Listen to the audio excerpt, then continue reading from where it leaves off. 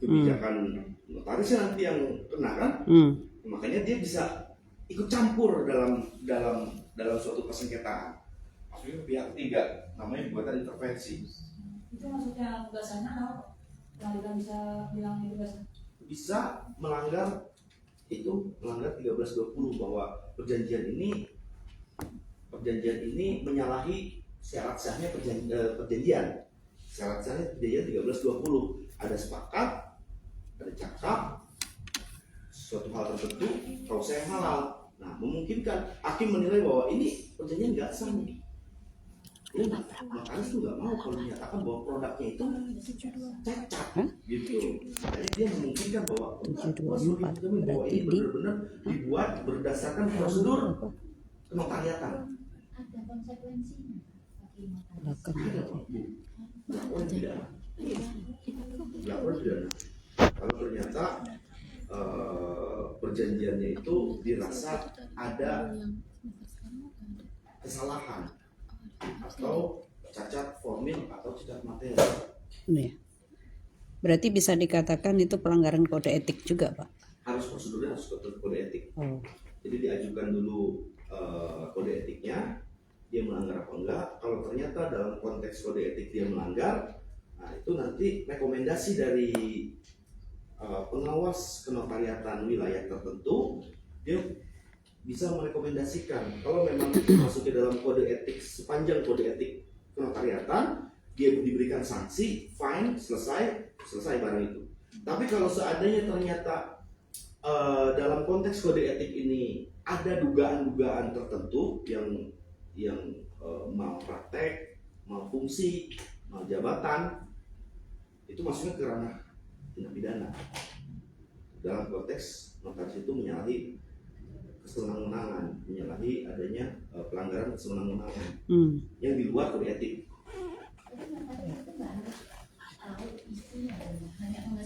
Nah, ini ada intervensi. tiga Fogging, bukan nyemprot DBD ya. yang pada umumnya notaril, siapa yang ditulis? Tahu tuh ya, akte notaril, lalu legalisasi, ada warmaking. Tulisannya Akte notaril ini tahu. dibuat, disahkan, disetujui, dan dicatatkan oleh notaris di hadapan notaris. Itu notaril. Kalau legalisasi dibuat ini di bawah tangan di dasarnya. Hanya mengetahui. Di bawah tangan. Warmaking itu di bawah, dibukukan, Pak? Ya, tunggu saya. Satu-satu. Legalisasi dan warmaking itu konsepnya di bawah tangan. Para pihak datang ke notaris, Bu, Pak, saya punya perjanjian, tolong dong diapakan? Di legalisasi atau di warmaking. Kalau warmaking, dia dinomori, dan dicatatkan di notaris. Kalau legalisasi dia cuma disahkan. Bedanya kedua poin ini, legalisasi ataupun warmaking, notaris tuh nggak tahu isinya apa, karena udah dibawa, gitu ya, karena udah dibawa. Tapi kalau seandainya ini pandangan praktisi, pandangan umum, harusnya yang konteksnya warmaking ini notaris karena dia mencatatkan di register bukunya dia, maka seharusnya dia memberikan pengarahan, enggak hanya sekedar memberikan pengarahan bahwa perjanjian ini ada pelanggaran atau enggak. Gitu. Kalau seandainya ada pelanggaran, maka kalau bisa dibantu untuk diarahkan oleh notaris bahwa kalau bisa nih jangka waktunya diperpanjang karena bangun masjid nggak mungkin dalam waktu 3 hari, misalnya kan. Kecuali Roro Jonggrang, Roro Jonggrang, Sangkuriang. Contohnya seperti itu. Jadi notaris bisa memberikan saran terhadap produknya yang warmaking. Tapi kalau legalisasi dia cuma datang, oke, dibacakan berarti. Bahkan nggak dibacakan kalau legalisasi. Kecuali yang warmaking itu dibacakan.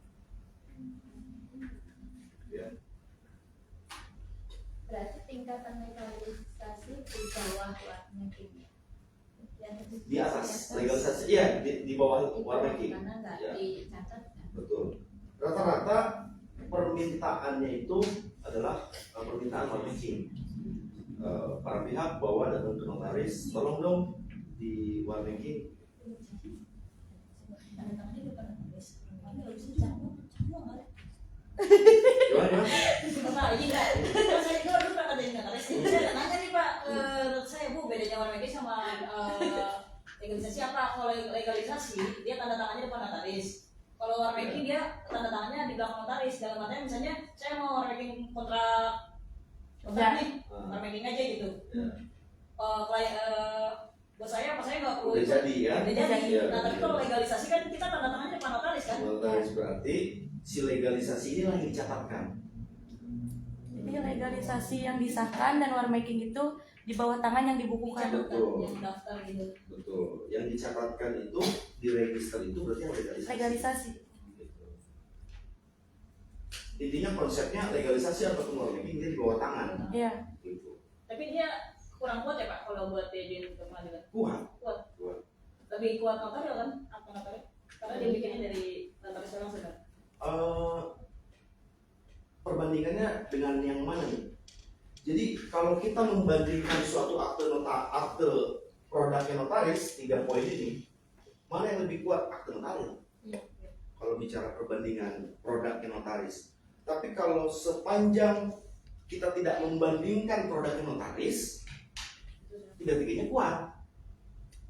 Gitu, tiga-tiganya kuat. Kenapa? Karena 1338 kebebasan berkontrak. Sekalipun misalnya di dalam suatu perjanjian yang dibuat secara di bawah tangan tadi, misalnya ada klausul hal-hal yang ternyata tidak termasuk dalam konsep pembuatan suatu perjanjian. Banyak.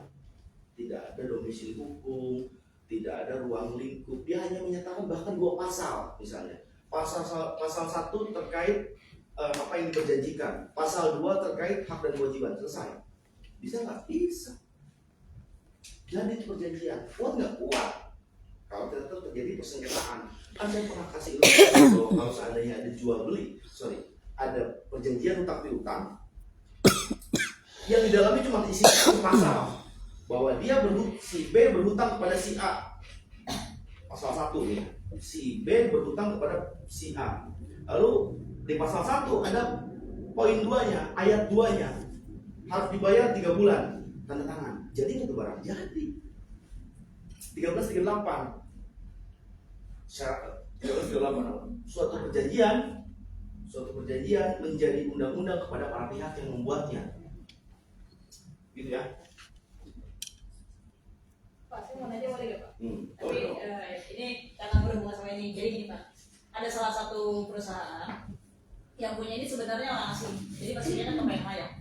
Nah tapi dia diurusnya nih sama orang Indonesia. Jadi di pihak saya ini ada direkturnya. Nah udah gitu ada direktur 2 lagi nih. Direktur 2 ini dia sama sekali istilahnya modal numpang amal doang lah, tanpa ada saham. Tapi dia bikin di legalisasi menyatakan bahwa dia itu disumbang ininya sahamnya Saham kosong. kosong. Cuma nama aja. Nah udah pas itu pecah nih mereka WNA. apa? WNA. WNI. Oh, WNI. WNI. Nah yang WNI ini sama sekali nggak ada namanya. Ada saudaranya yang udah dari WNA jadi ke WNI. Dikelola sama yang bertiga nih, yang dari WNI-nya 2, WNA ke WNI 1. Nah udah pas itu dia nuntut nih, dia dikeluarin karena Dia ini siapa? yang mana Pak? Dia ini kan dia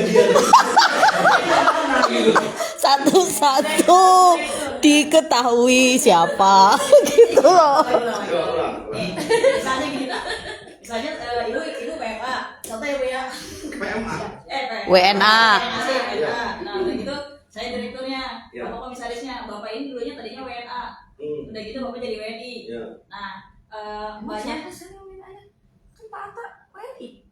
sebut namanya. Pelan-pelan, satu-satu. Ya ini kita bahas yang bertiga di dalam legalisasi loh. Enggak kan awalnya mereka kan Bilang dulu, bilang Kelar perkara dulu. Jadi Pak, jadi Coba. di dalam waktu itu ada 3 orang. Nah, Siapa aja Anda? Saya. Sebut aja kan namanya. WNA 1, WNI 2. Iya. Nah, jadi itu si WNI ini bukan Adnan, satu lagi saudaranya. terus. Udah pakai dirimu aja. Iya, ada Adnan. Nggak ada di dalam. Kamu Ata, Ana siapa? Apa, biar dapat poinnya dulu. Nggak ada di dalam. Kita nggak usah ngurusin keluarga. Salah satu direktur ini yang cewek ini mau dikeluarin. Iya. Gara-garanya dia merugikan perusahaan. Selama 3 bulan ini kan kalau direktur biasanya harus ada progres dong, Iya. buat tender apa segala macam gitu. Ini nggak ada. Nah, dia kan sahamnya sebenarnya hanya saham Subang ya Pak, dari tiap.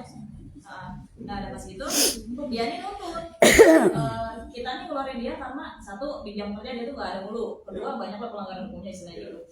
Nah, udah pas gitu dia nuntut. Nah, jadi dia emang mereka sebelum bikin akte itu bikin legalisasi dulu yang isinya tuh bahwa mereka di setiap itu ada dapat 2% yang cewek ini yang Setiap dikeluarin omset. ini. Iya. Nah, ternyata kan karena dia nggak ada progres, nggak ada apa segala macam dikeluarin karena banyak juga pertentangan hukum dari bagian perusahaan atau itu udah otomatis kan melanggar fakta integritas kan Pak. Nah, udah pas gitu mau dikeluarin tapi dia nuntut nih sebelum dia keluarin legalnya perusahaan ini bikin akte penjualan saham yang si ini dikeluarin, jadi dijual lagi ke saudaranya si PMA ini. Udah dijual itu dia nuntut, dia minta balik lagi ke war making ini, ke legalisasi ini, padahal itu udah terbit yang namanya akte jual beli saham Pak. Tapi gini Sa, itu dia bikin jual beli saham tanpa sepengetahuan. Tahu dia tanda tangan Pak, direktur komisaris itu tanda tangan, Emang dia tanda tangan sih? tanda tangan, Jadi berbat sih. tanda tangan Pak. Nah, Masalahnya dia legalisasi di gua. iya. Nah, tapi begitu dia tetap nih, dia sekarang dia sampai somasi bos saya, sampai pokoknya di situ ada isi yang poinnya tuh kayak bos saya ini disangka sekongkol sama ini. Saya bilang bapak nggak usah takut karena kita emang gak ada persekongkolan, karena kan di situ udah jelas Pak. Sampai dia bilang mana sih di saya minta haknya, padahal kan itu saham Subang. Cuma kan di situ juga udah ada perjanjian di legalisasi ini, tapi dia tetap pengen dapetin yang hak di legalisasi ini, sedangkan sahamnya udah dijual sampai udah masuk ke somasi juga. Oke, ntar dulu. Udah terbit perubahan saham di AHU. Udah. Di AHU. Udah. Oke. Udah ada. Terus udah ada lawyernya? Lawyer si direktur. Iya, perusahaan. Udah. Kita dari perusahaan atau dari pihak si perempuan itu? Kita Ini lawyer. dari si perusahaan. Nah, dari perusahaan. Pertanyaannya udah ada lawyernya belum? Iya, Pak. Ya, kita sampingkan. Kalian. Itu nanti Iklan berjalan. Jadi intinya, kalau ternyata ada suatu kesalahan terhadap kesalahan ini banyak konteksnya dalam suatu manajemen perusahaan, apalagi berkaitan dengan saham. Bentuk jual beli saham atau bentuk peralihan saham konkretnya di notaris disebutnya apa? Produknya RPS. RUPS. Rapat umum pemegang saham. RUPS ini nanti dicatatkan oleh AHU, keluarlah terbit keputusan AHU yang terbaru, siapa pemegang sahamnya, berapa persentase sahamnya, ya kan? Kalau seandainya si tadi yang merasa dirugikan tadi dia mau mengajukan upaya hukum, kira-kira upaya hukumnya apa? Ada 2, bisa mengajukan gugatan AHU terhadap pembagian pemegang saham itu cacat, digugatnya di PT UN. Itu dari versi siapa namanya? Versi si perempuan tadi. Kalau dari versi si perusahaan, sepanjang dia merasa bahwa prosedur itu sudah dijalankan secara benar, secara formil maupun material, sah-sah aja. Apalagi kan sebelum adanya RUPS itu harus ada surat pernyataan dari si perempuan tadi. Pernyataan apa? Pernyataan bahwa dia bersedia untuk mengalihkan sahamnya itu, seluruhnya atau sebagian sahamnya. Nah, itu harus ada tuh pernyataannya. Baru setelah dari surat pernyataan itu bisa bentuk notaril ataupun di bawah tangan. Setelah itu baru dibuatkan RUPS. Nah, itu prosedur itu dilalui apa enggak? Gitu. Tapi kalau misalnya nggak ada si pernyataan dan dia tanda tangan di RUPS, Sah, tetap sah, tetap sah, tetap sah. tapi yang PMH itu pembatalan apa? Pembatalan Pokoknya dia minta haknya itu yang 210 juta atau berapa gitu dari sahamnya dia, karena itu emang saham kosong kan cuma nama-nama doang. karena kita rekrut dia tuh awalnya karena dulunya karyawan, ya udah diangkat aja. Kebetulan kan bos saya satu lagi kan dari WNA dia itu juga kan BNI gitu. Ya sama ya aja. Gak punya. Jadi banyak melanggar aturan ya banyak gitu di jangka ada, terus jelek-jelekin ke perusahaan gitu kan, yang gimana nggak kesal gitu, buat fasilitas apapun dikasih gitu. WNA punya hak saham tapi hanya 1%. Dia memungkinkan menggunakan konsep, hati-hati nih notaris ya, nanti coba tanya ke notaris. Dia mampu menggunakan ada di dalam hukum perdata itu kedudukan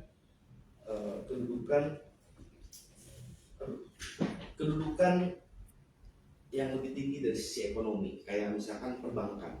Ya, perbankan itu kan dia kedudukannya lebih tinggi dari masyarakat, karena dia punya kekuatan ekonomi. Makanya ada istilahnya itu perjanjian baku di dalam suatu skema perbankan. Ada perjanjian baku. Perjanjian baku itu disebut kontrak, yang senyata-nyatanya kan kalau kita bicara tentang perjanjian harus ada kata sepakat. Ini Paksa. di luar nih, baru ini di luar nih saya jelasin ya, tapi ini penting. 1338 asas fakta sunt servanda. Ini perdata juga dimasuk ini. Fakta sunt servanda memberikan suatu kebebasan para pihak, dibebaskan untuk kontrak.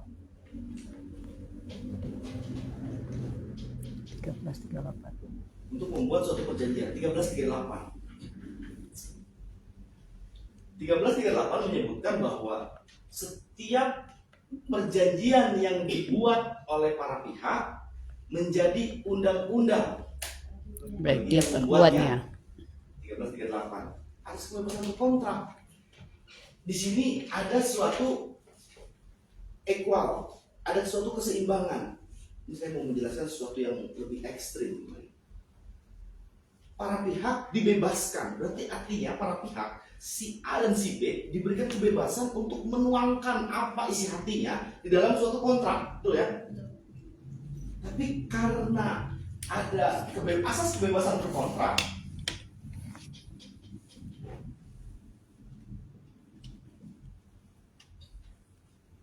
yang melahirkan adanya klausula baku atau perjanjian baku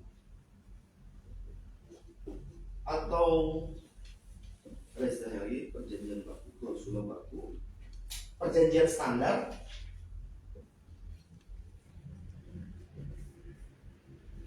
ini ada 3 poin nih. Asas kebebasan berkontrak yang lahir dari 1338 itu memunculkan model perjanjian baru yang disebut ini. Ini satu produk disebutnya ada klausula baku, ada perjanjian baku, ada perjanjian standar.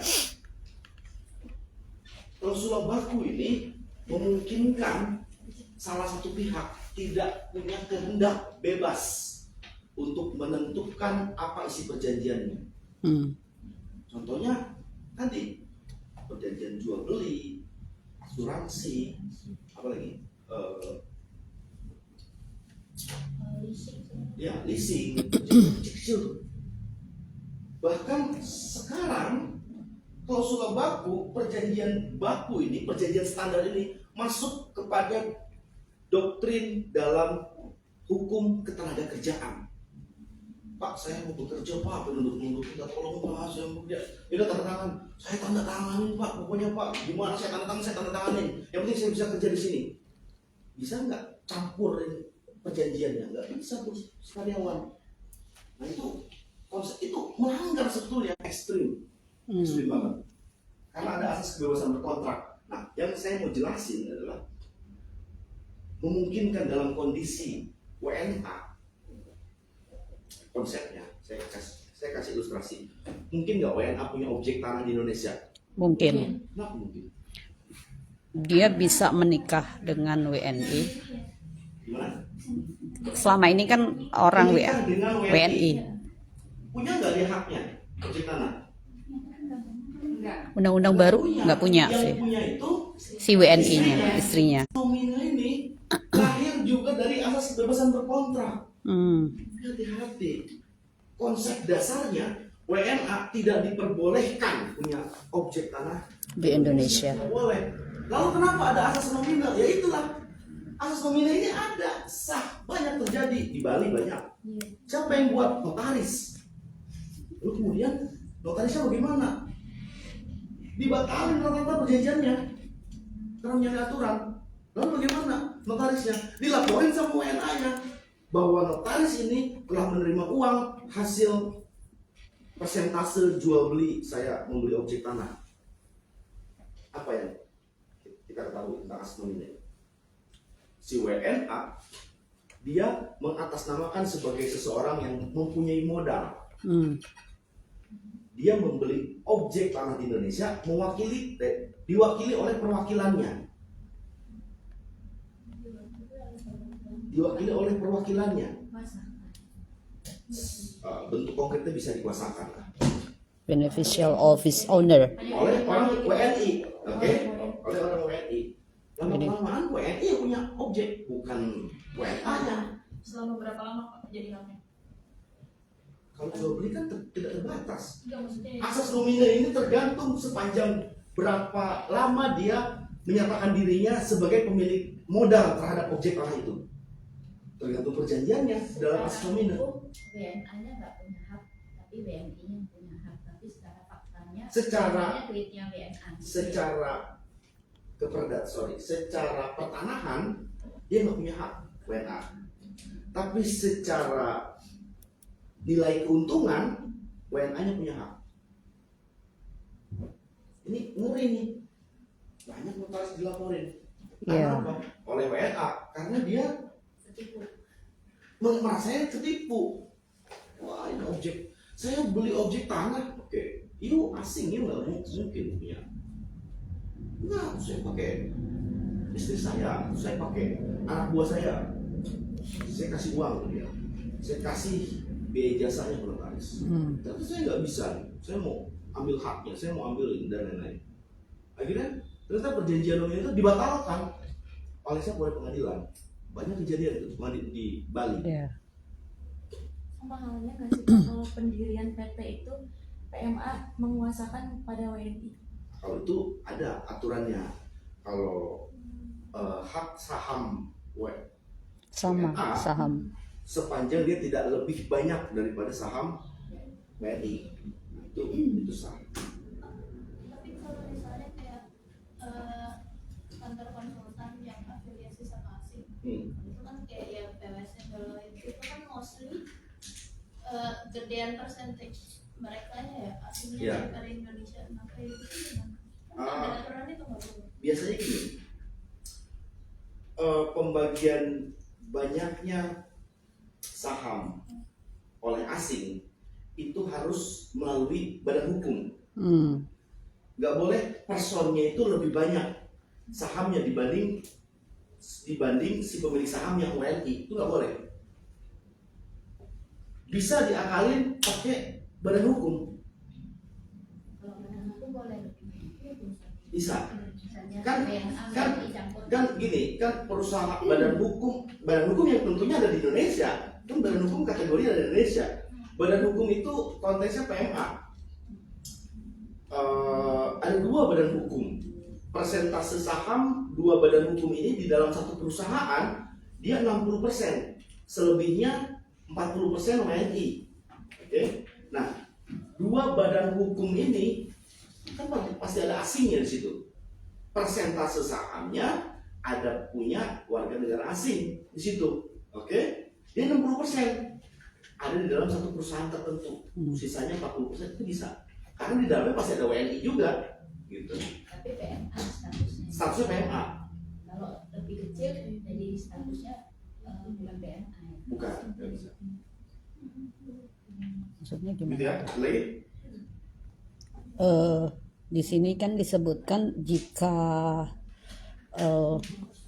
peraturan praktik nominal arrangement ini kenapa dilarang di Indonesia? Karena itu bisa dianggap merupakan perbuatan melanggar hukum tuh, maksudnya yang Bapak sebutkan tadi. Nomina tadi. Kurang paham, Pak. Hmm? Masih belum paham. Gimana? Yang itu praktik nominal arrangement yang kenapa kok di Indonesia itu dilarang karena bisa dianggap merupakan perbuatan melanggar hukumnya itu yang di mana? Sebutkan, di situ? Nggak ada, cuman selama kepemilikan aset itu yang diatur di undang-undang itu doang sih. Maksudnya gimana itu Pak? Kurang paham saya Pak. Ya. Asas nomina ini Yang menciptakan siapa Pak? Asas nomina ini ya produk Indonesia atau sejak asas nomina ini yang menciptakan adalah ilmu pengetahuan internasional juga? Ya, perkembangannya dari asas kebebasan berkontrak. Sifat asas kebebasan berkontrak itu sebagiannya itu didasari adanya ketidakmampuan salah satu pihak. Asas kebebasan berkontrak ini memungkinkan salah satu pihak itu mempunyai kedudukan yang lebih tinggi dibanding pihak lainnya. Kalau dalam konteks fakta sunt servanda itu bertentangan. Kan konteksnya asas kebebasan berkontrak ini lahir dari 1338. Yeah. Konsepnya 1338 asas fakta sunt servanda. Yeah. Yang menyatakan para pihak itu equal, seimbang, gitu ya. Yeah. Jelas kan? Tapi karena ini ngeri banget perkembangannya dalam konteks bisnis, tapi ya kalau dalam konteks perjanjian umum sebenarnya nggak bisa, karena dalam konteks perjanjian umum saya minta A, dia minta B, harus disepakati, C, D kesepakatannya. Itu konteks umumnya. Fakta sunt servanda ini dasar suatu adanya kesepakatan para pihak, dianggap sebagai suatu keseimbangan oleh hukum. Kan ada lagi asas equality before the law, kan kayak gitu-gitu. Asas kesamaan, asas tidak boleh adanya suatu perbedaan antara yang satu dengan yang satunya.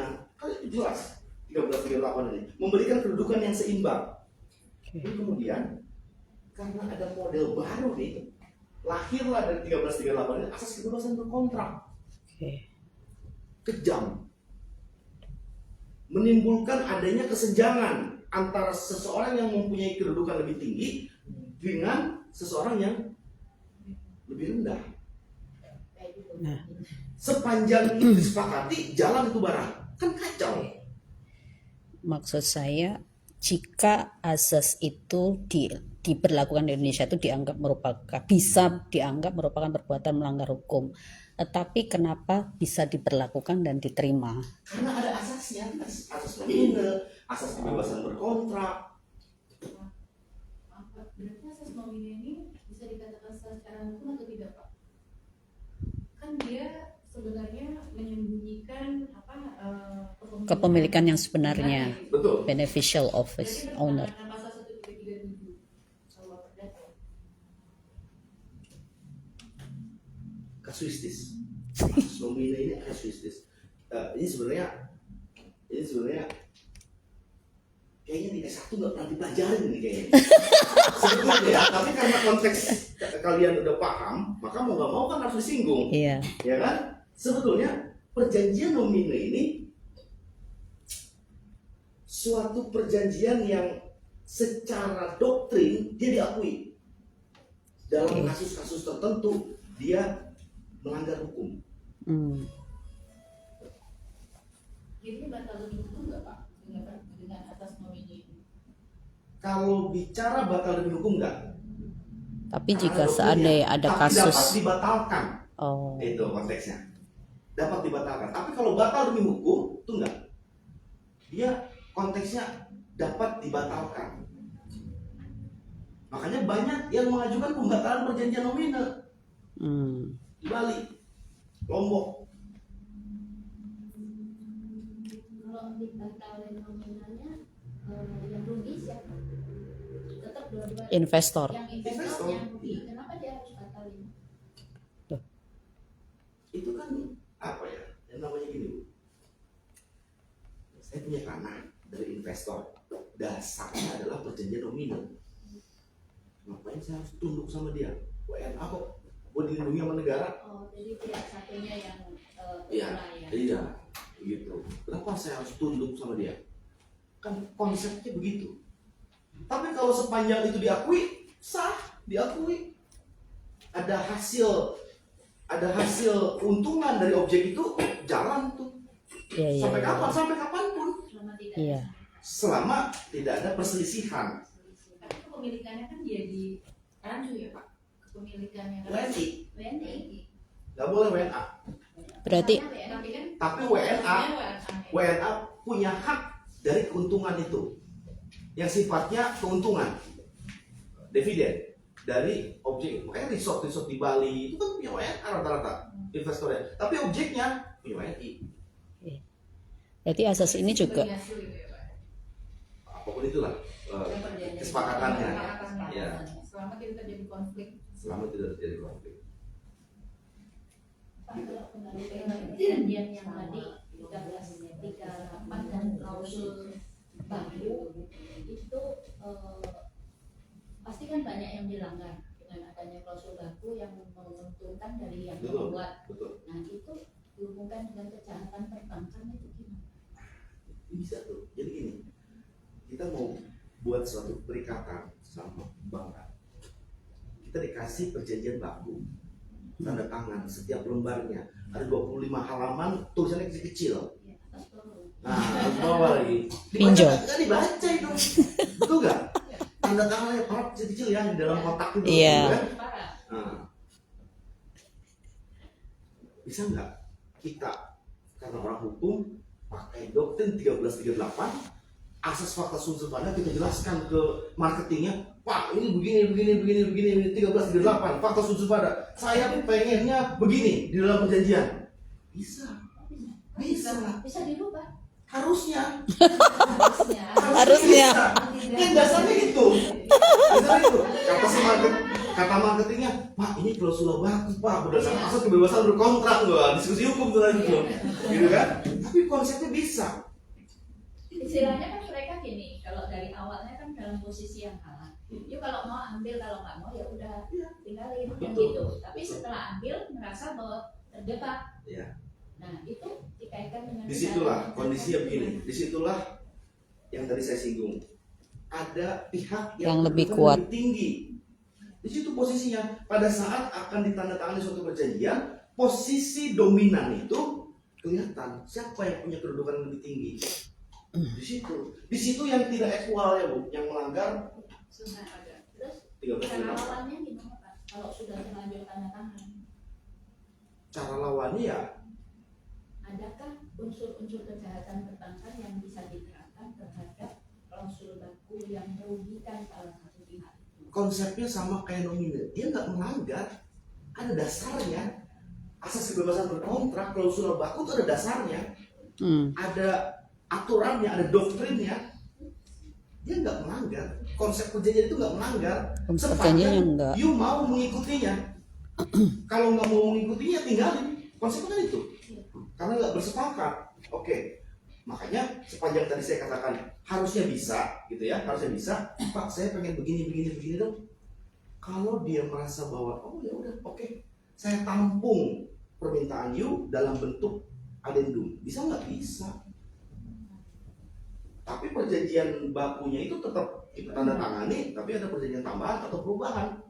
Rata-rata kan begitu. Sama juga dengan bukan kasus sih, peristiwa yang biasanya orang tuh kan kalau mau beli rumah yang kedua, mobil kedua supaya pajaknya nggak tinggi, pinjam nama seseorang kan Pak. Itu apa bisa di pakai asas ini berarti? Pinjam nama, Iya. biar nggak kena progresif gitu ya. Iya. Biasanya kan begitu. Kalau perjanjian kontrak kerja itu berarti maksudnya ke asas kebebasan berkontrak. Itu perjanjian kerja itu sebetulnya menyalahi aturan. Karena konsepnya perjanjian pekerja itu ada pembeda sebetulnya. Tapi seolah-olah perusahaan ini merasa dia mempunyai kedudukan yang lebih tinggi. Jadi menyamakan dalam konteks bisnis, padahal enggak. Perjanjian kerja itu bukan konteks bisnis. Kalau jual beli tadi bisnis, beli mobil bisnis, oke, pakai klausul baku. Perjanjian kerja itu nggak boleh konteks seolah-olah dia sebagai Atasan. pemberi kerja, kita sebagai buruh nggak boleh tuh pakai konteks klausul baku. Tapi karena sudah Kebiasaan. mekanisme kebiasaannya seperti itu, ini nggak mampu. Padahal ada suatu perjanjian kerja tentang kerjaan, tiba-tiba disodorkan klausul baku. Ya, ini kita tanda tangan begini. Di dalam perselisihan PHI itu ada 4 perselisihan. Yang pertama perselisihan, belum belajar kerja. Lupa. PHI itu pengantar Pengal. hukum Peng- itu PIH. Hak intelektual. perselisihan Hukum. industrial. Nganterin hukum. Ada 4 perselisihan hubungan industrial. Yang pertama perselisihan hak. Oh iya. Yang kedua perselisihan kepentingan. Yang ketiga perselisihan PHK. Yang keempat perselisihan buruh. Nah, jadi orang tuh ya kadang berpikir, wah gue di PHK nih. Padahal bukan perselisihan PHK. Ya, PHK itu kan apa PHK? Pemutusan hubungan kerja. Gue gampang. PHK. Pak, saya di PHK nih. Padahal setelah kita baca perselisihannya bukan perselisihan PHK, tapi perselisihan hak. Pak, saya di PHK. Saya nggak dapat pesangon. Hak, bukan PHK-nya. Kalau perselisihan PHK berkaitan dengan tidak dijalankannya prosedur perusahaan dengan diterbitkannya PHK, dengan diterbitkannya pemberhentian Hubungan kerja. kerja. Itu perselisihan PHK. Tapi kalau misalkan dia saya mau minta hak saya Pak, perselisihan hak. Nah makanya kalau bicara tentang klausul baku, konteks hubungan ketenaga kerjaan, hubungan pekerja dan buruh, hubungan pemberi kerja dengan buruh, ada di 2 perselisihan, yaitu perselisihan kepentingan dan perselisihan buruh. Kalau di suatu perusahaan itu ada serikat buruh, maka berkaitan dengan hak-hak yang akan diperjanjikan dalam suatu perjanjian kerja, dia bisa minta tolong ke buruh. Pak buruh, Bu buruh, awalnya nih, saya minta tolong dong.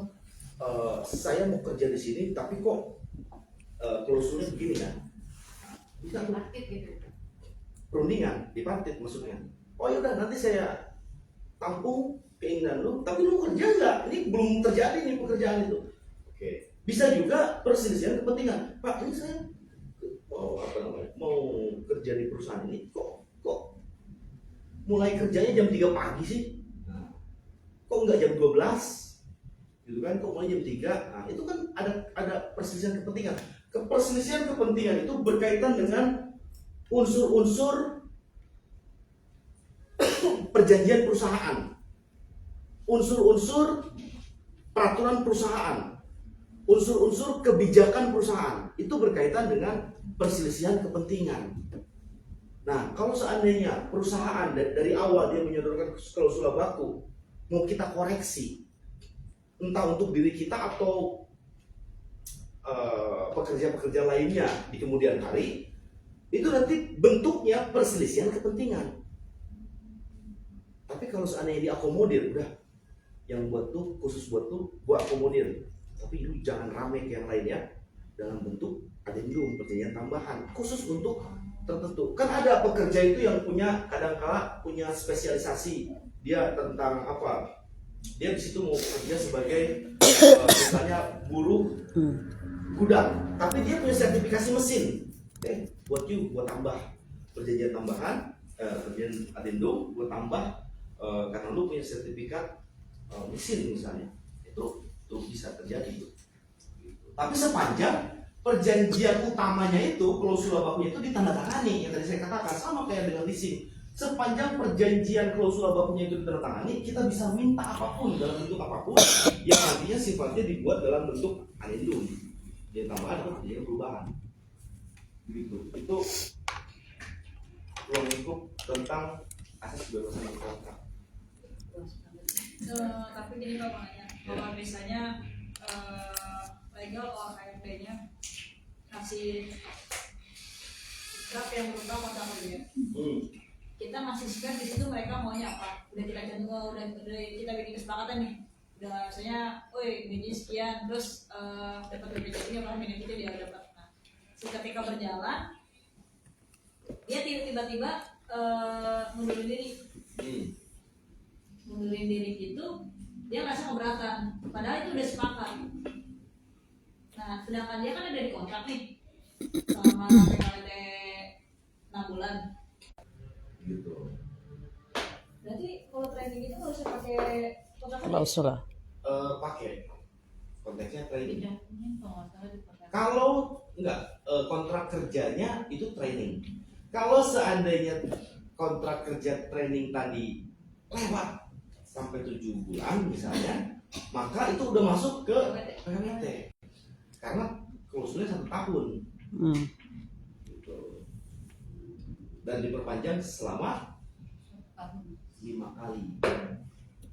Perpanjangan kontrak kerja 5 kali, bukannya maksimal itu 2 kali. 5 kali. Kalau kasusnya seperti ini Pak, biasanya kan perusahaan itu berkehendak untuk memecat, tapi konteksnya itu seolah-olah dianggap si pekerja ini mengundurkan diri. Apakah itu bisa dianggap perbuatan melanggar hukum atau gimana Pak? Biasanya kasusnya seperti itu di lapangan. Ini materi kita bergeser ke hukum tenaga kerja. Habis ngomongin. Tadi aku peringatan kita bergeser ke hukum tenaga kerja. Biasanya gitu. Masih banyak pertanyaan mengenai Iya. Jadi gimana kan? Kenyataannya di lapangan tuh biasanya kan si pemberi kerja ini berkehendak untuk mem-PHK, tapi supaya tidak bertanggung jawab memberikan pesangon dan lain-lain, diaturlah bagaimana si pekerja ini dibuat mengundurkan diri dengan menandatangani sebuah klausula. Nah, apakah itu bisa dianggap pelanggaran hukum atau bagaimana? Memungkinkan sepanjang prosedur perusahaannya itu tidak sesuai yang diterapkan kepada si pekerja tadi. Contohnya, kategori tidak sesuainya demosi. Apa demosi itu? Ada yang tahu demosi? Nggak tahu. Demosi itu penurunan grade. Oh. Penurunan grade seorang karyawan yang tadinya grade apa menjadi grade apa. Mau nggak mau karena dia diturunkan grade-nya, dia digeser posisinya ke posisi yang baru, yang mungkin dirasa dia tidak nyaman di posisi yang baru tersebut. Akhirnya mau nggak mau dia mengundurkan diri. Itu kan skema perusahaan. Iya. Bikin nggak betah karyawan, biar dia nggak bayar pesangon tertentu. Iya. Gitu kan? Iya. Nah, kalau seandainya konteksnya PHK harus berdasarkan prosedur. Kalau memang ada pelanggaran, SP sampai 3 kan, SP 1, SP 2, SP 3 kalau ada pelanggaran, oke. Lalu PHK jelas di situ. Bentuknya ada hak yang harus diberikan kepada karyawan, ya, dari hasil adanya PHK tadi. Kalau seandainya perusahaan ingin mengakali bahwa gimana caranya biar pesangonnya ini tidak besar, itu perusahaan gitu rata-rata dibuat dalam bentuk skemanya itu salah satunya yaitu demosi. Demosi itu diturunkan grade karena memang dia kinerjanya udah menurun atau ada evaluasi perusahaan misalnya kan, diturunkanlah grade-nya dia. Karena grade-nya itu diturunkan maka posisinya juga harus digeser di posisi-posisi tertentu yang ternyata di posisi tertentu sudah ada yang mengisi. Akhirnya di situ double pekerja, yang karena pekerjaannya sudah ada, pekerjaan seluruh yang ada di manajemen itu sudah dikelola oleh si pekerja awal, maka dia nggak ada kerjaan. kebingungan dia, ini Iya. apa ini saya nih, gaji buta dan lain-lain kan. Dia ngerasa risih, dia ngerasa ada ketersinggungan emosional di situ dengan pekerja yang lama yang udah ada di situ kan. Nah mau nggak mau dia mengundurkan diri. Iya. Menyalahi aturan enggak? Sepanjang prosedurnya itu dilalui, sah-sah aja sebetulnya. Oh. Gitu. Tapi konsep demosi ini di Indonesia nggak ada. Penurunan grade itu nggak ada. Harusnya kalau seorang karyawan itu melanggar, maka SP1, SP2, SP3 prosedurnya begitu sampai PHK. Nggak boleh diturunkan grade. Nggak boleh. Tapi saya kenal yang di BUMN kok turun. Banyak terjadi. Katanya. Dasarnya dari doktrin demosi tadi di Indonesia di Undang-Undang Ketenagakerjaan. Ketenagakerjaan, Ciptaker, putusan MK nomor berapa tuh? Nomor 73 atau 75 tuh.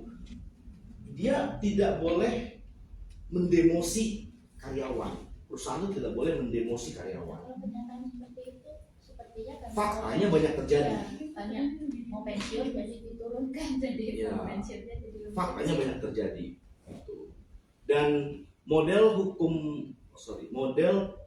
pengadilan hubungan industrial (PHI) itu modelnya itu tidak baku hanya sebatas perundang-undangan. Jadi demosi yang tidak diatur dalam peraturan perundang-undangan di Indonesia tetap diakui sebagai doktrin dan dasar sebagai putusan oleh pengadilan. Hmm. Kuat. Artinya tetap sah. Itu, artinya tetap sah. Banyak kejadian seperti itu.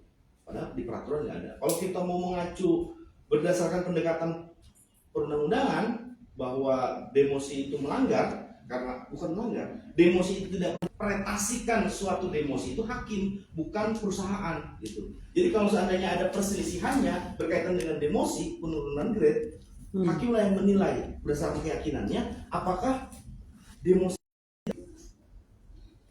itu yang melakukan adalah jurusita, bukan hakim.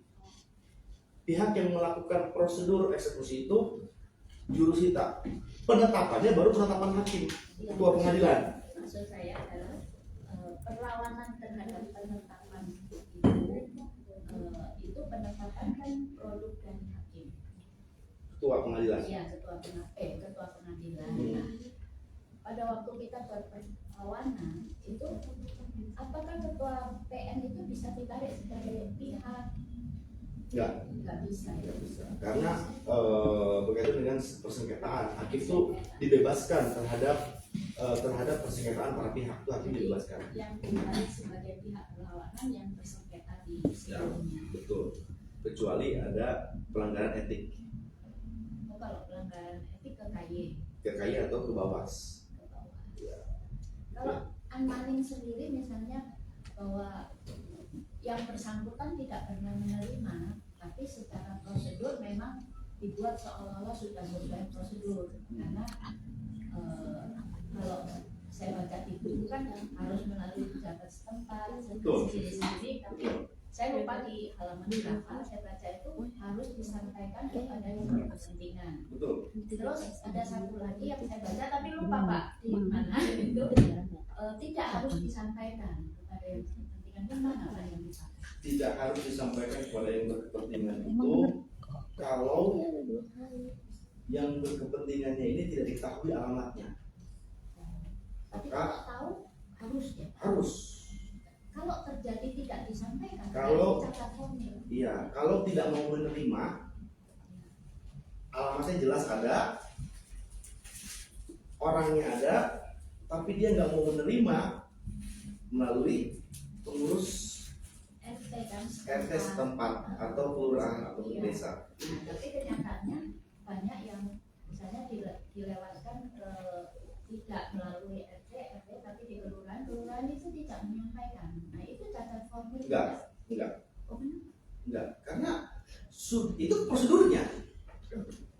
Disampaikan ke tidak disampaikan ke RT RW tapi disampaikan yang ke paling atas apa itu kelurahan tapi tidak disampaikan ke pemilik Pak.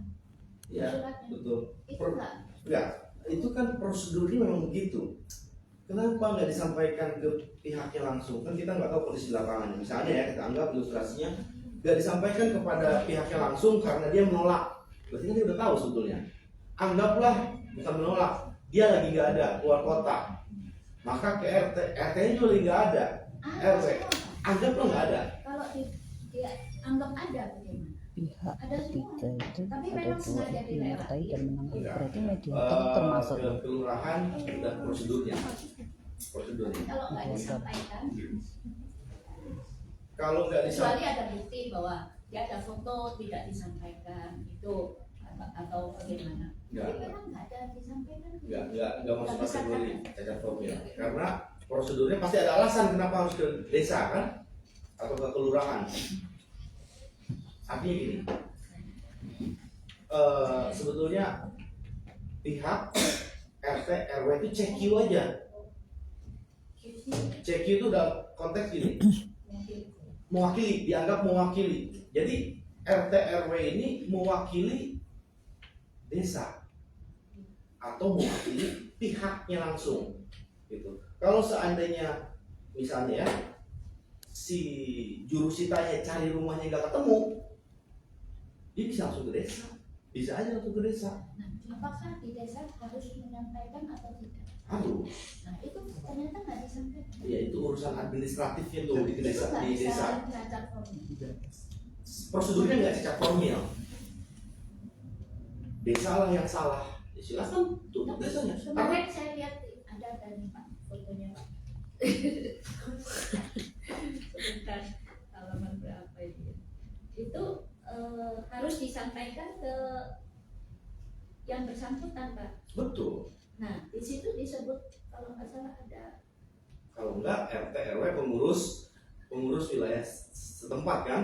ini Pak, di pasal 125 ayat 3 H Iya. R, Ya. pasal 388 CO pasal RPG. 390 agar segera menyampaikannya kepada yang berkepentingan. Betul. Nah, ini kalau dia tidak menyampaikan kepada yang berkepentingan, itu bukan cacat formil. Enggak cacat formil. Jadi seandainya kan kita bicara itikat baik, kalau perdamaian pasti itikat baik. Seandainya dia merasa bahwa dia nggak tahu pada saat akan dilakukan eksekusi, tiba-tiba ada eksekusi, dia minta waktu tambahan karena dia nggak tahu, misalnya Sudah bisa ada penetapan bisa minta waktu tambahan.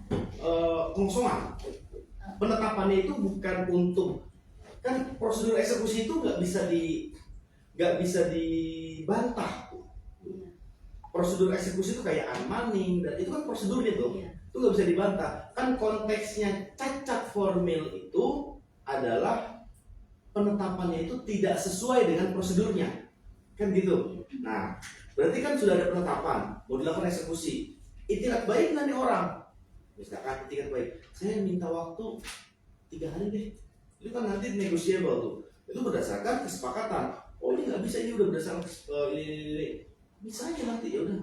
Nanti saya pengen ngosongin secara mandiri. Nanti saya cari ininya, cari gudang atau apa buat pindahan barang dan lain-lain misalnya.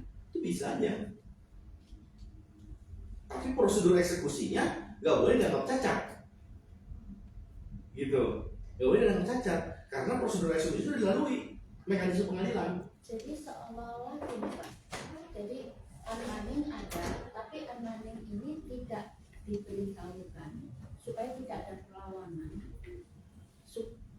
Pemikirannya yang ada adalah supaya tidak ada perlawanan, Ya. sehingga sampai tapi pada waktu mau eksekusi, surat eksekusinya bisa disampaikan di Ya. lokasi. Ya. Tapi kenapa waktu unmanning tidak disampaikan di lokasi? Unmanning itu kan dikirim oleh jurusita. Nah, waktu penetapan itu dikirim juga kan Pak? Bentuk ya bisa. Nah, iya. Penetapan itu Dua-dua dikirim juga. dikirim. Nah, Tapi kenapa yang penetapan bisa diterima, yang unmanning nggak bisa ya itu diterima? Samsung, Pak. ya, itu yang kekurangan itu. Nah, ini bukan cacat formil. Enggak masuk kategori cacat formil. Sepanjang prosedur itu dilalui. Apa ya dimaksud? Aplikasinya apa? Itu tadi buat nulis. Cacat formil itu seandainya Tipis punya aku taruh tebel. Ininya enak. unmanningnya ini tidak disampaikan. Itu jelas tuh, tidak disampaikan Misalnya ya, tidak bisa disampaikan ke pihaknya langsung. Ibu itu memang doang. tidak disampaikan. Oke, misalnya tidak disampaikan ke pihaknya langsung. Kemudian ada misalnya ada hak daripada objek eksekusi itu yang seharusnya dia terima. Misalnya nilai kan ada hutang misalnya dan lain-lain tuh. Sebagian objeknya itu Oh, punya sisa. ada sisa misalnya dalam bentuk apapun misalnya eksekusi itu. Nah, itu kan harus dirundingkan, Bu. Harus dirundingkan. Makanya kalau bicara perdata harus ada itikat baik para pihak. Nah, bentuk itikat baiknya itu misalnya ada ikut sertanya si pihak yang kalah dalam prosedur formil eksekusi tadi. Kalau seandainya dia nggak tahu dan lain-lain misalnya ya. Dia benar-benar nggak tahu. Nah, Terus jadi nggak ada perundingan. eh, Tapi anehnya pada waktu eksekusinya suratnya sampai, surat eksekusinya. surat penetapan kalau nggak salah Iya. sampai. Kalau kan, karena saya nggak tahu nih, kan bentuknya itu bentuknya perlawanan terhadap eksekusi itu kan ada dua. Memungkinkan kalau orang ini beritikat baik untuk melaksanakan isi putusan, atau dia hanya mengulur waktu prosedur eksekusinya, kan gitu. Nah, kalau dia hanya, kan hakim bisa menilai, ini hanya mengulur waktu nih, dia alasannya cuma share formil, dia hanya menerima, alasannya nggak menerima surat pemberitahuan teguran unmanding tadi, kan tinggal diberitahu, kan lu udah tahu sekarang nih posisinya, lu maunya apa? Dan prosedur yang tadi itu terlewat, Pak. Misalnya ada perundingan, ada apa. Kalau bicara ada selisih, ada hak misalnya, Ya, itu terlewat. iya, bentuknya itikat baik nanti, oke, karena lu masih punya hak, oke ya, penetapan ini gue batalin, kata hakim, dibatalkan, nanti mulai lagi tuh, mulai lagi pengajuan permohonan eksekusi lagi, begitu prosedurnya. Maksud saya bukan itu, Pak. Gimana? Jadi kalau misalnya catat formil, kan eksekusi itu hal yang kuat nggak bisa dilawan. Nah, eksekusi ini sudah terjadi, terus apa yang dapat dilakukan untuk apa istilahnya keadilan bahwa memang tidak dilakukan prosedur yang benar, bahwa dari tidak sampai ke pemilik. Iya. Tidak tahu Upayanya versi, betul. upayanya versi Betul. sudah, Nah. terus berarti upaya itu yang dilanjutkan. Tapi kan nggak ada guna juga udah. Betul. terjadi. Gini. Kan sudah ada penetapan eksekusi. Iya. Penetapan eksekusi ini memungkinkan telah terjadinya penetapan eksekusi ini memungkinkan tidak dilaksanakan pada saat hari H penetapan eksekusi. Oh, memungkinkan tidak ada.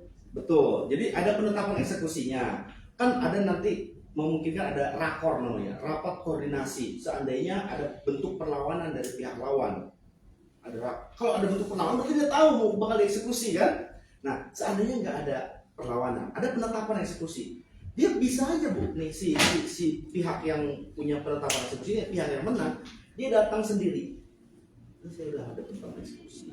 Bisa aja begitu secara langsung. Tapi bisa juga penetapan eksekusi ini tidak dijalankan. Misalkan dijalankan 1 bulan kemudian, bisa nggak? Bisa. Jadi nggak penetapan eksekusi, makanya prosedur eksekusi ini butuh effort sebetulnya. Dari awal kita mau mengajukan eksekusi, hakim itu udah menilai objek eksekusi ini kira-kira bobot pelaksanaannya sebesar apa. Misalnya contoh ada perlawanan, oke. Seandainya contoh cuma 1 rumah, simple, oke, tinggal yuk siapin alat, Orang lebih personel lebih banyak. ya alat negara. Atau ternyata kalau nggak terlalu berat, siapin gudang. Kalau orangnya menolak, kan mau nggak mau dia harus menyiapkan gudang untuk pindahannya, kan gitu. Dia nggak ada persiapan dan lain-lain kan, mau nggak mau tetap harus disiapkan itu. Nah, bobot itu yang menilai hakim pada saat permohonan eksekusi diajukan, gitu. Nah, pemberitahuan gitu ya, ada pemberitahuan, ada teguran, unmanding tadi, dia tetap nggak datang. si Nggak datang karena nggak tahu. nggak datang karena nggak tahu, keluarlah penetapan, ya. Maka itu termasuk etika tidak baik dari udah mengosongkan Nah, sendiri itu berarti termohonnya. itu kadang-kadang kalau perkara perdata itu gengsi dan harga dirinya yang berat ini. Karena bukan gengsi, dia agak aneh juga. Dia ngomong kalau saya diberitahu awalnya nggak ada masalah. Cuman ini kenapa kok nggak diberitahu? Cuman tapi yang terakhir surat al-NOR bisa sampai. Ya. Itu ada kayak aneh Ya. gitu. Nah itu gimana Ya, penyelesaiannya? kadang-kadang memang ada kondisi yang seperti itu sih. Sepertinya dibuat itu Pak. Ya, dibuat-buat kondisi seperti itu. Dibuat supaya tidak terjadi perlawanan pada waktu unmanning. Gak mungkin ada perlawanan pada saat aman. Paling dia tidak menyepakati, misalkan kalau ada selisih atau ada apa, dia tidak. Ya nggak ada kesempatan untuk Ya. balas selisih itu. Betul, paling itu. Karena prosedur tetap akan ada penetapan eksekusi. Kan berdasarkan putusan. Seandainya dia menolak pada saat dia datang setelah unmanning, setelah pemberitahuan atau setelah unmanning dia datang, dia masuk ke ruang kaukus untuk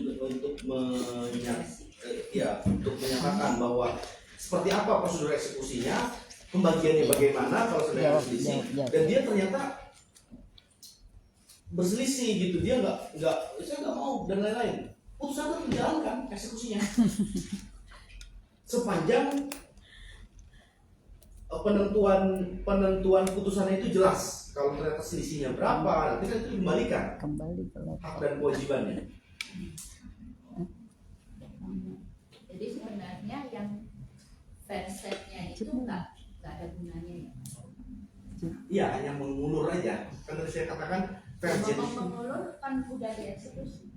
kembali ke Iya, laptop. kondisinya kan memungkinkan sudah ataupun belum. Tapi penetapan sudah ada. Iya. Ya, penetapan sudah ada. Makanya dilakukan verzet. Kayak gitu. Oh kalau unmanning itu tidak bisa diversi. Nggak bisa. Yang bisa di unmanning itu adalah penetapannya. Yang bisa di verzet itu adalah penetapannya. Nah, penetapannya itu nanti memungkinkan dibatalkan atau dilanjutkan. Pak, tinggal lagi. Berdasarkan itikat baik tadi, Kita baik tadi. si termohon eksekusi. Gitu. Kalau si pemohon eksekusi kan sudah menang, dia nggak perlu lagi ada itikat baik, justru haknya itu harus diberikan kepada si pemohon eksekusi. Oh etikat baiknya dari termohon. Dari termohon, dia mau seperti apa, dia mau bagaimana, mau keluar baik-baik atau seperti apa. Tidak keluar. Ya anggaplah, kenapa dikuasakan lagi? Konsultasi pribadi.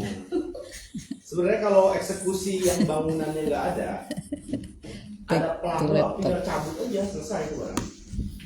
Kembali ke laptop. Oh perang milik siapa? Ya, betul. Kalau tanah ya, kalau eksekusi tanah tetap gitu. Kembali ke laptop, Pak. Tanya, Pak. Terkait materi class action kan, class action ini juga ada undang yang mendasari itu. Itu legalisasi legalitasnya. Nah, Perma nomor 1 tahun 2002 itu ya. Jadi saya jelasin dulu, gugatan perwakilan kelompok. Gugatan perwakilan kelompok ini disebut class action. Ini adalah model baru yang lahir dari negara Anglo-Saxon, common law, ya, dari sistem hukum common law. Di Indonesia awalnya nggak ada ini, tapi banyak problem-problem, banyak kejadian-kejadian di mana persoalan-persoalan tentang kerugian yang dialami oleh kelompok, misalnya tentang lingkungan, misalnya tentang konsumen, itu terjadi berkelompok, biasanya berkelompok. Misalnya, anggaplah kemarin, ya, keracunan MBG, konteksnya class action. Tapi doktrinnya Anglo-Saxon. gugatan class action ini, gugatan kelompok ini, dia terhadap sebetulnya ya, tapi konsepnya belum ada di Indonesia, terhadap badan hukum, badan hukum privat, perusahaan, kayak gitu-gitu ya, dan lain-lain. Nah, lalu kalau keracunan MP. MBG tadi, kita mau mengajukan gugatan, Ke dapurnya. ya kita mau, kan banyak korbannya misalnya ya, Iya. dalam konteks satu kecamatan atau satu kelurahan, satu wilayah kabupaten kota, kan banyak korbannya tuh. Dia dikumpulkan siapa aja korbannya, ajukan gugatan. Berarti kan gugatan kelompok, ya gugatan kelompok karena ada keracunan. Konteksnya pakai class action. Sebetulnya dari doktrinnya itu salah. Ini termasuk gugatan baru nih, model gugatan baru, gugatan class action ini. Sebetulnya model gugatan baru itu ada dua dari yang lahir dari sistem hukum common law. Yang pertama ada gugatan class action, yang kedua ada gugatan citizen lawsuit.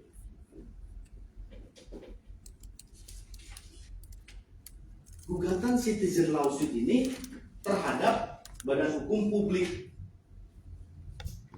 atau kepada pemerintah. Nah, Indonesia civil law tidak mengadopsi dua-duanya. Dia hanya mengadopsi satu, class action. Class action. Dari Perma 1 tahun 2002. Dia nggak adopsi. Lalu bagaimana kalau seandainya ada kerugian yang sifatnya kelompok yang dilakukan oleh pemerintah pakai class action? Salah. Doktrinnya citizen lawsuit. Ya agak ngaco di negara ini. Tapi kan dapur itu penyelenggaranya privat, Pak. Kebijakannya dari pemerintah. Yang diuji adalah sifat publiknya, bukan penyelenggara dapurnya. Kalau penyelenggara dapur hanya sebatas dapur mana yang melakukan pelanggaran prosedur memasak misalnya. Jadi class action MBG ditujukan di sana. Kalau hanya wilayah kecamatan misalnya dapur tertentu, ya berarti dia class actionnya kepada badan hukum tertentu. Nggak bisa kepada pembuat undang-undangnya. Kita mau coba desain kebijakannya. Kebijakan. Nah, kebijakan MBG ternyata banyak keracunan, banyak negatifnya, banyak ini dan lain-lain. Maka gugatan itu harus diajukan ke pemerintah karena yang mengeluarkan kebijakan MBG adalah pemerintah. Dasarnya adalah citizen lawsuit, tapi nggak ada di Indonesia. Lalu bagaimana? Pakainya tetap class action, kan kacau. Civil law ini, gitu ya. Ada citizen lawsuit, ada class action. Class action itu dasarnya terhadap badan hukum privat. Gitu. Jadi dulu saya pernah coba ajukan gugatan citizen lawsuit di salah satu pengadilan tentang adanya jalan rusak yang tidak diperbaiki oleh wilayah tertentu. Jalan rusak ini di beberapa tempat. Saya anggap contoh misalkan di Bogor, di Pajajaran, di kecamatan-kecamatan tertentu ya, Bogor Barat, Bogor Utara, Bogor Timur, Bogor Selatan, rusak semua jalannya. Misalnya ada beberapa banyak yang berlubang. Misalnya kita ajukan gugatan, pakainya citizen lawsuit, kata hakim konsepnya nggak ada, adanya class action. Kalian harus pakai class action. Loh, kita tahu dasarnya class action itu hanya untuk badan hukum publik. Badan hukum privat. Doktrinnya, desainnya yang dikeluarkan oleh sistem hukum common law, kalau kita mau uji kebijakan publik yang merugikan beberapa kelompok, sifatnya kelompok, diajukannya melalui citizen lawsuit. Nggak ada di Indonesia prosedurnya, Pak.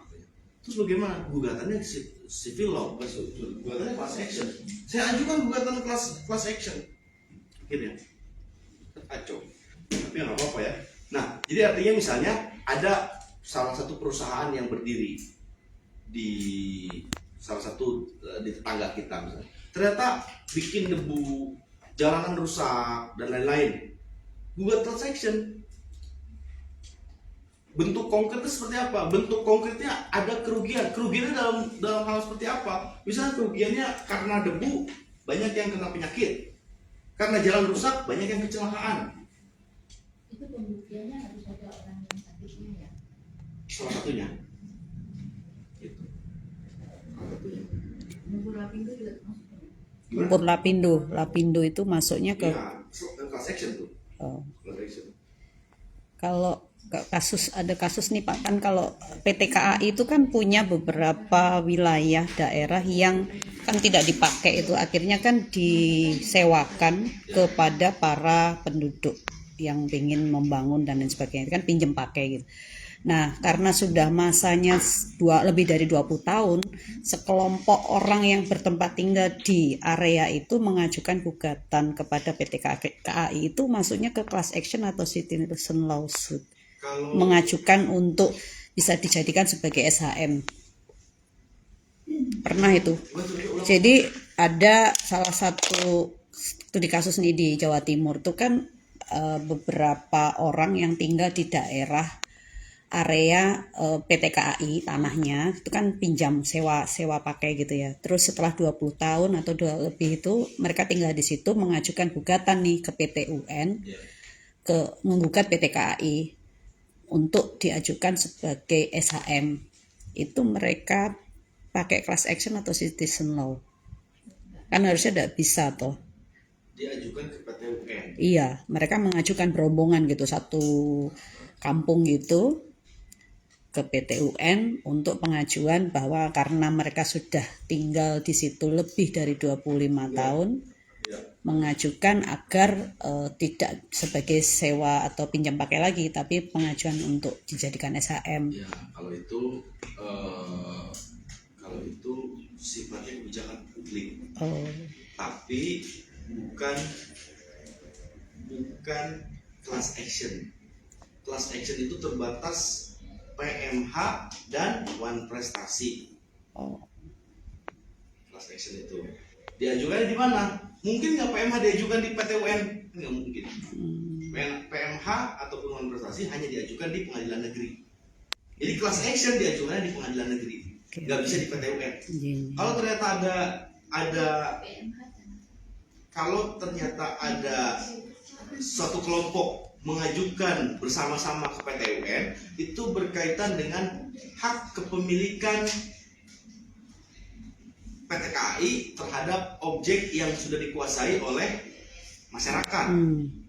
Nah, bentuknya itu pembatalan kebijakan pejabat. Pembatalan kebijakan pejabat dari PT KAI yang menyatakan bahwa objek tanah di sekitaran real atau milik PT KAI itu tidak boleh diperuntukkan untuk warga atau apa, seperti begitu kan. Nah, dia mau mengajukan, pasti gugatan kalau ke PT UN, mengajukan pembatalan kebijakan terhadap kebijakan tersebut gitu. Jadi sama dengan hak pengelolaan hutan juga seperti itu kali ya Pak. Ya. Kalau PlayStation yang dilakukan oleh buruh tetap dipertanyakan sampai bukan Action yang diajukan oleh Buruh, perusahaan. buruh ke serikat perusahaan. pekerja kali ya. Serikat pekerja Terkait gitu. apa? Serikat pekerja yang ada suatu regulasi yang merugikan banyak buruh gitu. PlayStation jadi. Enggak. Kalau PHI dia udah ada khususnya, ada aturan khususnya. Jadi dia masuknya ke Hubungan industrial tadi. PHI, hubungan industrial. Pengurus PlayStation. Sekalipun rame-rame kan ada sengketa buruh. Iya. Nah, kan ada sengketa buruh. Nanti diklasifikasikan tuh. Kalau seandainya ternyata berkaitan dengan sengketa buruh, itu pasti berkaitan misalnya salah satu contohnya berkaitan dengan kebijakan yang tidak diterima oleh buruh. Nah, itu dipersengketakan. Tapi melalui skema buruh, bukan skema perorangan. Karena kebijakan perusahaan itu menyangkut keseluruhan karyawan. Kalau seandainya yang menerimanya hanya perorangan, berarti yang merasa dirugikan yang perorangan berarti berarti perselisihan kepentingan. Tapi kalau ternyata dirasakannya oleh keseluruhan buruh, perselisihan buruh yang objeknya berkaitan dengan unsur perselisihan kepentingan. Gugatannya PHI. Gugatannya PHI. Itulah susahnya jadi lawyer. Ini kasusnya masuk kemana, Gitu. ininya gugatannya bagaimana, ya nggak sih? Itulah susahnya jadi kalian. Harus ditampung seluruhnya kan kebayang. Iya. Soalnya kan ini kasusnya bisa diterima atau tidak, maksudnya kemana itu kan rumit, Pak. Nah ini agak kita percepat ya, ciri-ciri perwakilan kelompok. Kembali ke laptop. Satu gugatan untuk banyak orang, itu jelas ya karena berkaitan dengan kelompok. Lalu mengikat semua anggota kelompok. Mengikat semua anggota kelompok ini bukan berarti bahwa kelompok itu sudah terbentuk berdasarkan apa kalau kata notaris, berdasarkan pendirian kelompok misalnya, perkumpulan, organisasi kemasyarakatan, bukan tuh. Bahwa pengikatan suatu kelompok ini ada bentuk kerugian yang serupa yang dirasakan oleh si anggota kelompok tadi, gitu ya.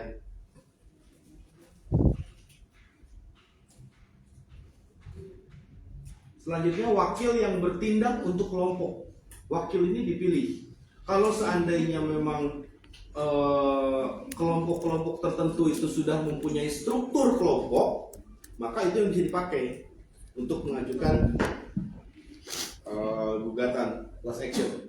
Lalu terdapat kesamaan sifat. Kesamaan sifat ini berkaitan dengan misalnya PMH atau wan prestasi. Itu sama-sama tuh, sama-sama mereka dirugikan atas dasar adanya perbuatan PMH atau perbuatan wan prestasi misalnya.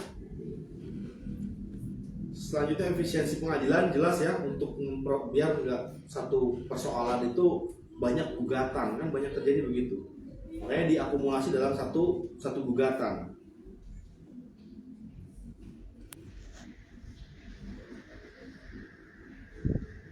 Prinsipnya ada kesamaan kepentingan, perwakilan yang layak. Perwakilan yang layak ini harus betul-betul diklasifikasikan seperti ini. Misalnya contoh, si yang mewakili itu mempunyai suara dominan.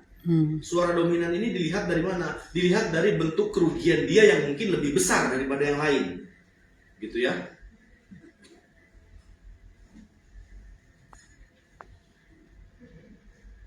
Kalau investasi bodong bukan PHI ya, PMH. Bukan dong.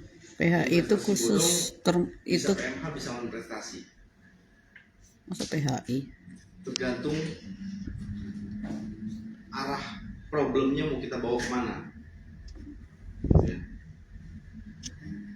Kalau supaya uangnya balik, arahnya yang mana? Dua-duanya bisa, PMH ataupun investasi.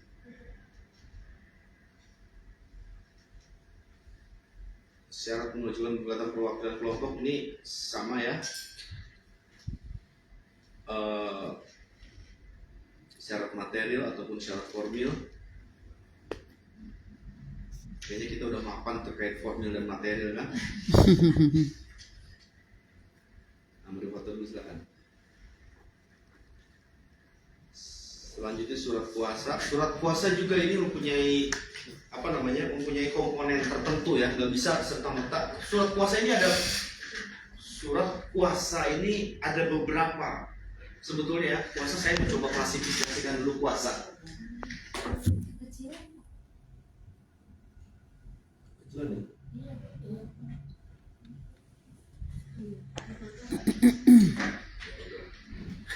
Surat dipoto juga nggak apa-apa.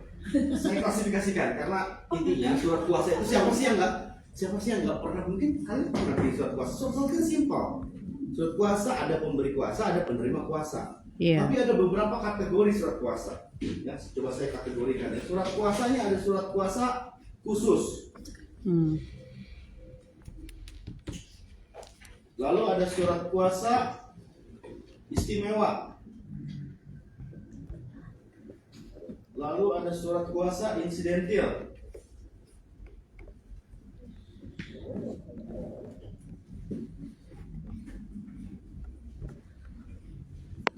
Di atasnya ada surat kuasa biasa ya. Apa, notaris? Kira-kira apa lagi? Surat kuasa biasa, surat kuasa khusus, surat kuasa istimewa, surat kuasa insidentil. Lalu apa lagi kira-kira?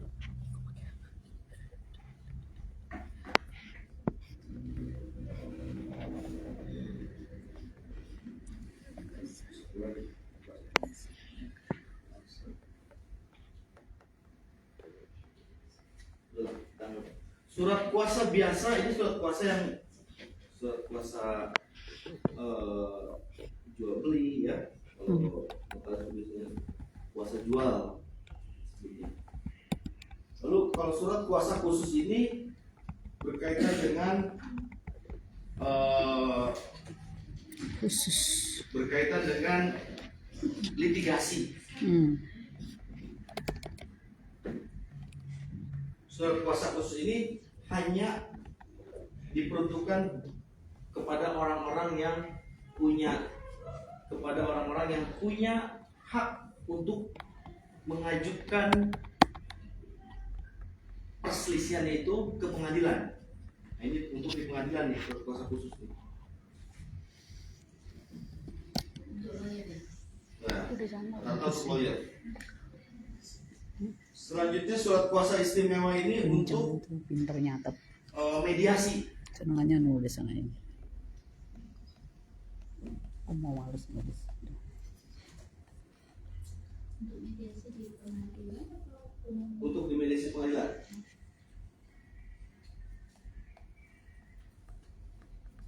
Selanjutnya insidentil ini surat kuasa untuk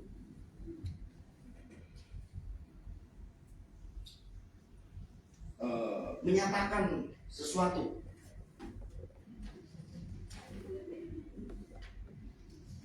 Yang sifatnya final dan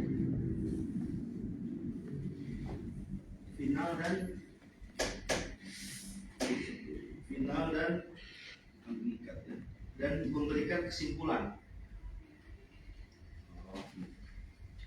Sifatnya pribadi. Rata-rata misalnya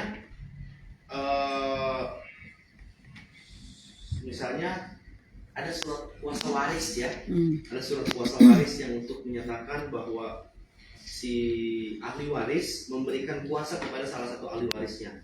Nah, dia harus mempunyai sifat yang insidental surat kuasa waris itu. Kenapa? Karena tidak semua hak dan kewajiban yang dapat dinyatakan oleh si ahli waris tertentu yang sejatinya tidak diketahui oleh si penerima kuasa. Jadi harus pakai insidental. Insidental itu bisa mewakili bahwa dia betul-betul orang yang bisa memberikan kesimpulan, memberikan pernyataan yang mewakili si pemberi kuasa. Ini insidental. Tapi kalau ada tulisannya dia judulnya hanya isinya insidentil tapi judulnya surat kuasa aja nggak mewakili.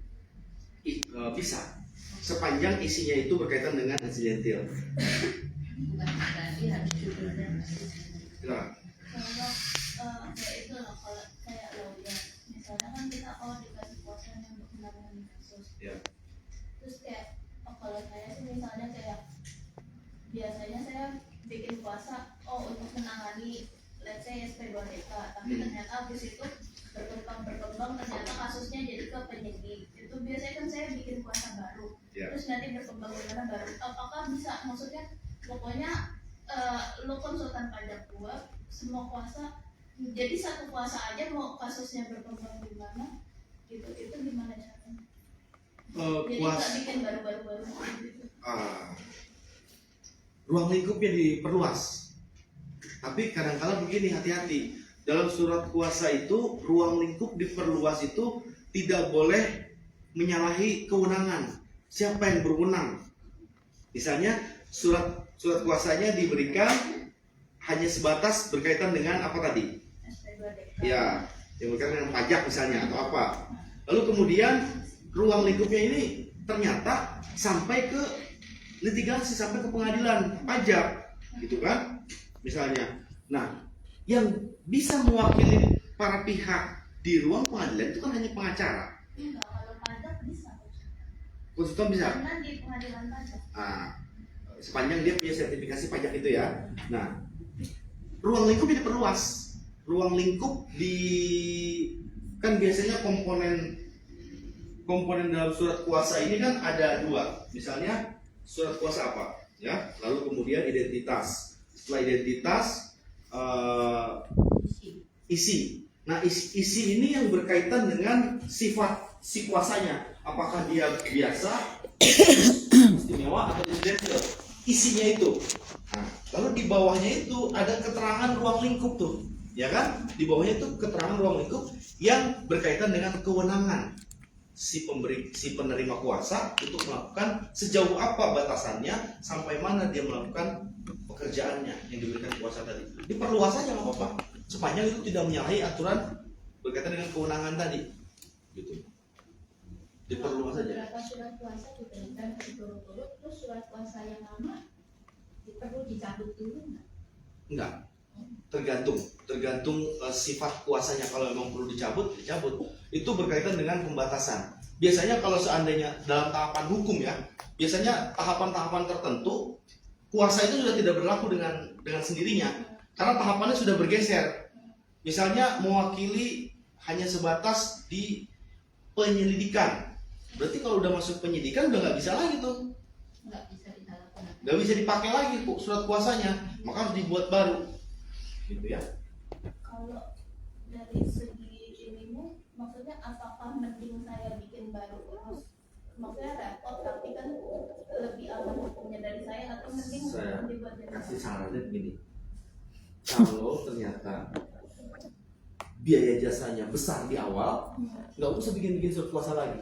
Tapi kalau ternyata biaya jasanya, misalnya anggaplah 300 juta di awal, baru minta lagi 300 juta, minta lagi berapa? Nah, itu kan biasanya akal-akalan siapa lawyer aja itu, gitu. tiap kuasa ada duit. Iya, mau nggak mau kan, gitu. Biasanya, Time is money. saya beri contoh misalnya, mewakili perkara di tingkat pengadilan negeri, jasanya 400 juta. Pada saat banding, Pak, ini saya bayar lagi Pak. Ya, ini kan beda tingkatan, lihat surat kuasanya hanya sebatas di tingkat pertama, nggak sampai tingkat banding. Oh gitu Pak, saya udah bayar gede itu mau 400 juta, bagaimana? Ya udah, mau gimana kesepakatannya? Udah setengahnya deh. Ayo udah setengah. Nah, kita nambah lagi tuh barang, gitu kan? Ya, tapi bisa nggak disepakati? Biasanya kalau misalnya disepakati dari awal sampai tuntas, besar tuh, misalkan bisa sampai udah biaya paket ya, sampai PK, sampai tingkat upaya hukum paling tinggi. Total berapa? Total 800 juta misalnya. 800 juta ya kan mau nggak mau gitu, karena setiap tingkatan kan punya dinamikanya tersendiri, nggak bisa kita setiap tingkatan dipersamakan begitu aja, gitu ya. Boleh? Sudah Pak. Berdasarkan ini belajar